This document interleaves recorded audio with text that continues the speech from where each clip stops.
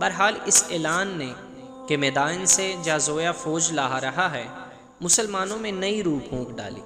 خالد رضی اللہ عنہ نے اعلان کیا کہ میدان کے لشکر کے پہنچنے سے پہلے اس لشکر کا صفایا کر دو، لیکن آتش پرست اور عیسائی چٹانوں کی طرح ڈٹے ہوئے تھے۔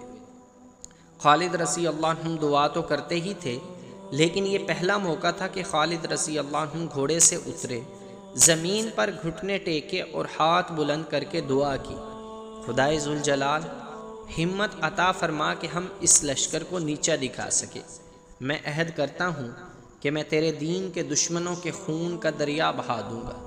اب کہ خالد رضی اللہ عنہ نے نئے جوش و خروش سے حملے کروائے، پہلوؤں کے دونوں سالاروں نے دشمن کو نیم دائرے میں لے لیا۔ عقب سے مثنہ بن حارثہ کے سواروں نے اپنی چھاپہ مار کارروائیاں جاری رکھی۔ 2-3 گھنٹے بعد صاف نظر آنے لگا